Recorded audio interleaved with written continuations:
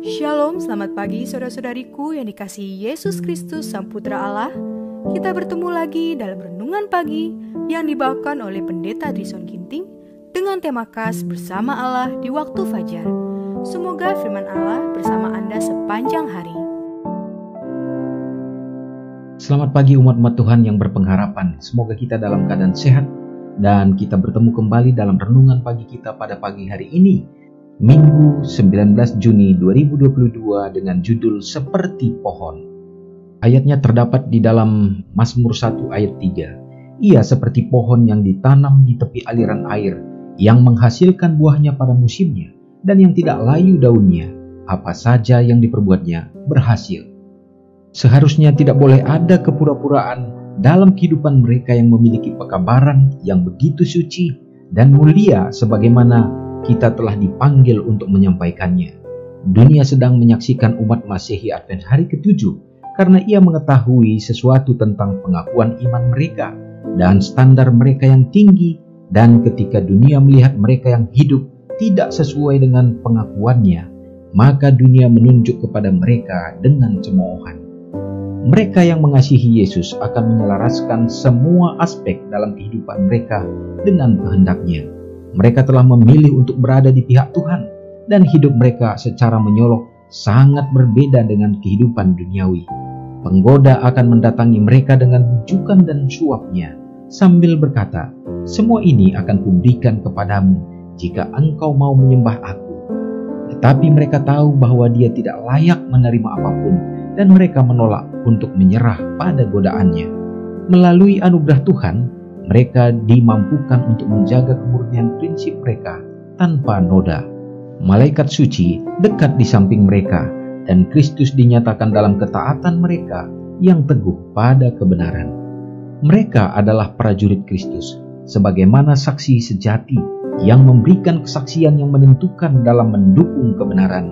Mereka menunjukkan bahwa ada kekuatan rohani yang memungkinkan pria dan wanita untuk tidak menyimpang sedikit pun dari kebenaran dan keadilan untuk semua anugerah yang dapat diberikan. Orang-orang seperti itu, dimanapun mereka berada, akan dihormati di surga karena mereka telah menyesuaikan hidup mereka dengan kehendak Tuhan, tidak peduli pengorbanan apa yang mereka harus lakukan. Manusia harus memiliki kekuatan moral, integritas yang tidak bisa disanjung, disuap, atau ditakut-takuti. Saudara yang kekasih dalam nama Tuhan, ini adalah tuntutan kepada kita sebagai umat-umat Tuhan yang percaya kepadanya, yang mengaku sebagai pengikutnya. Maka kita harus seperti pohon yang ditanam di tepi aliran air, yang menghasilkan buahnya pada musimnya dan tidak akan layu daunnya, oleh karena apa saja yang diperbuatnya akan berhasil. Itulah kehidupan umat Kristen yang tidak boleh berhenti di dalam bertumbuh dan berkembang dan merasa sudah cukup sempurna. Tetapi Tuhan akan menuntun kita selalu untuk dapat lebih baik dan lebih baik. Dan sementara di waktu yang bersamaan, setan juga akan menawarkan segenap keinginan-keinginan duniawi, sehingga pandangan mata rohani kita tidak akan tertuju kepada tujuan yang sesungguhnya.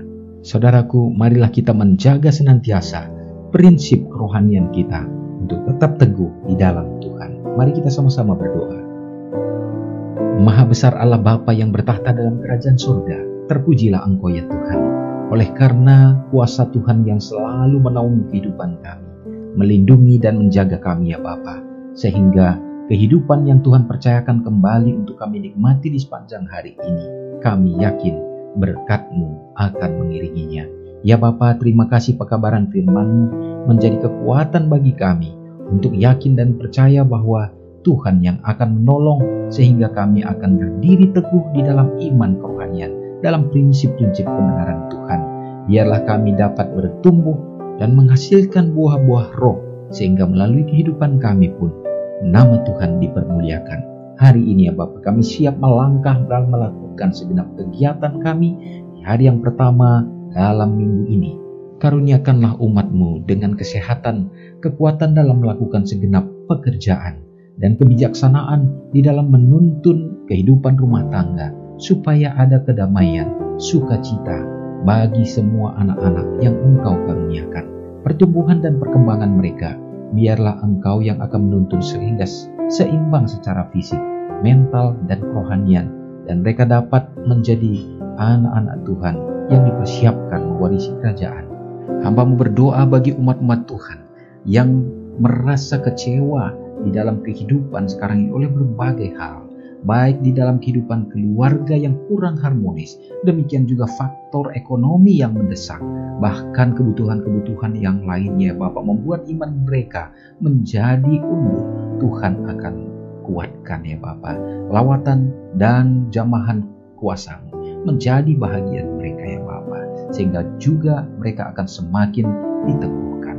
Berdoa bagi mereka yang membutuhkan pekerjaan sekarang ini, Tuhan tunjukkanlah yang terbaik, dan bukakanlah usaha-usaha juga yang dapat menjadi bekal kehidupan untuk bertahan di dalam menantikan kedatangan Tuhan. Oh Bapa yang baik, bila mana umat-umat Tuhan pada hari ini bersuka cita oleh karena berkat-berkat yang Tuhan karuniakan, menemukan hari ulang tahun mereka, Tuhan memberkatilah dengan kesehatan yang datangnya dari Tuhan, dan biarlah mereka juga dapat bersuka cita dan berbahagia untuk merasakan berkat-berkat yang berkelimpahan yang akan diisi di dalam umur yang panjang yang Tuhan percayakan.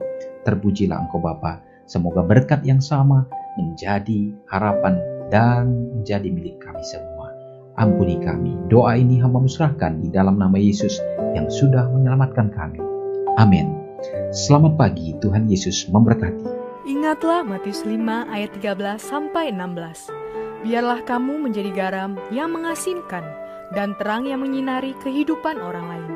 Jangan lupa subscribe, like, dan share ke seluruh dunia.